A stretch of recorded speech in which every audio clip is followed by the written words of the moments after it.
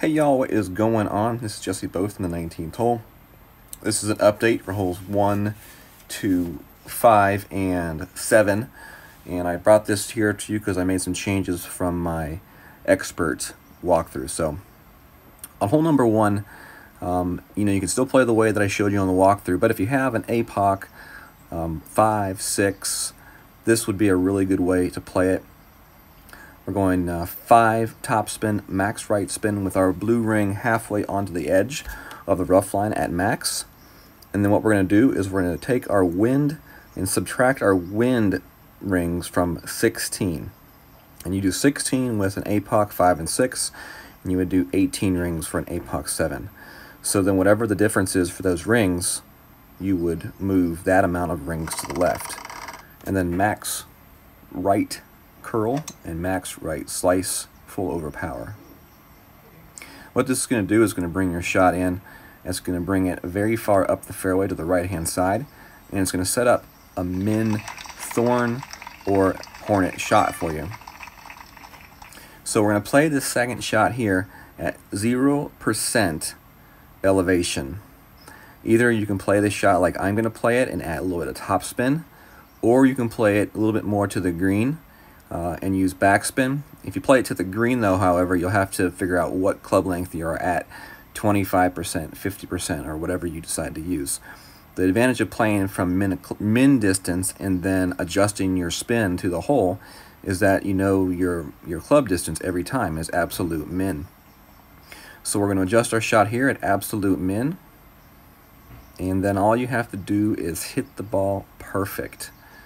Now, I have found that this hole does sometimes tend to play with a little bit more of a push to the right-hand side.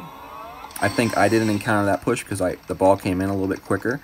But if you do play a slower shot to the hole, then you would definitely, I think, want to aim to the right edge of the cup on the shot. All right, hole number 2 here, playing this one with a wind 5 ball.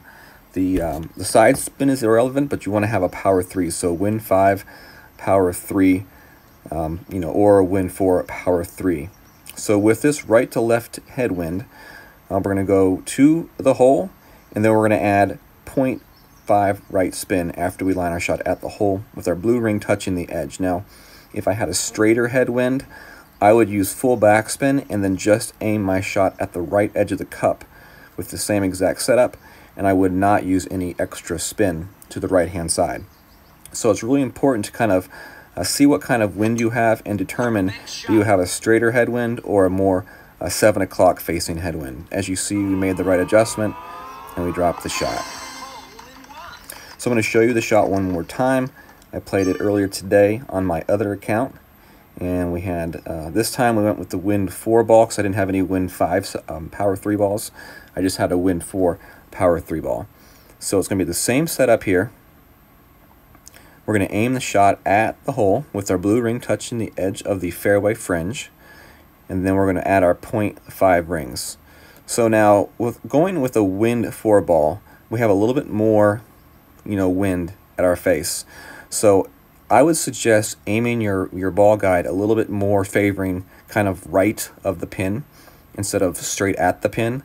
And what that's going to do is compensate you a little bit more for that extra wind push since you're only using a wind 4 ball. It's still going to come in and drop, but as you're going to see, it's going to drop to the left edge of the cup. So playing that little tiny bit extra offset can help you hopefully get the mid pin drop. All right, hole 5 is next, and I'm playing this shot now with a rock. What we're going to do is use our Kingmaker and rock. I would go max left spin and about 4.2 top spin would be a good number to use. You want to set up at the plus 11 yard mark with your ball guide kind of pointing to the right side of that left bush, as you could see there. Now we're going to adjust 1 to 1 for our wind. So 7.4 rings was our adjustment. We're going to go 1 ball of left curl to the left and then try to hit perfect. Perfect shot. And we do. And this one's going to come in nicely. The 2 yardages that you are looking for, anywhere between 3 337 to 339 is going to be Min Goliath. We were at 337, so we're going Min Goliath, one top, one right spin. And then we're going to just aim the ball guide to the hole. Now, if you go farther on your drive and you're able to get to somewhere around like 350, 350 would be 75% hornet or thorn. And then you go plus or minus 2 yards depending on how much farther or how much less you are on your drive.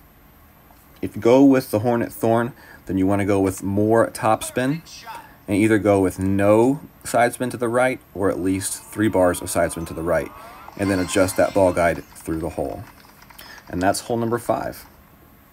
All right, the last hole that I'm going to update you all on here is hole number 7. This is another hole that playing with the wind ball definitely helps, especially if you aren't using crosshairs. It gives you the ability to only have to make one pull, which is good because only one pull means there's less chance that you mess up. So what we're doing here is first we're going to have at the plus 3 yard marker, we want a little bit of the white ring to be in the rough, as you can see right there. Then we want the yellow ring to be kind of in the middle of that rough section, of that layer of rough, and then ball guides pointed to the hole is our last thing we look for. From here, 10% max adjustment, and then with anything a 6 and under, we're going to turn our shot back to the tee box, and we're going to push our shot back to the tee box 1.5 rings. So if you have more than 7 miles per hour, then you will go 1.75 rings. If you have 8 or more, 2 rings, and that would only be the situation if you don't use a wind ball. I prefer wind ball here, gets you a nice roll and gets you the drop. So those are the updates from my expert side of things here, and those are different ways that I'm playing the holes instead of the ways that I played them on my expert walkthrough. You can still play them the same ways I play them on my expert walkthroughs, but these are just some different options. If you are looking for something different, maybe you're not getting the drop the other way, this is definitely another good way to play these holes, and hopefully y'all can get the drops. God bless.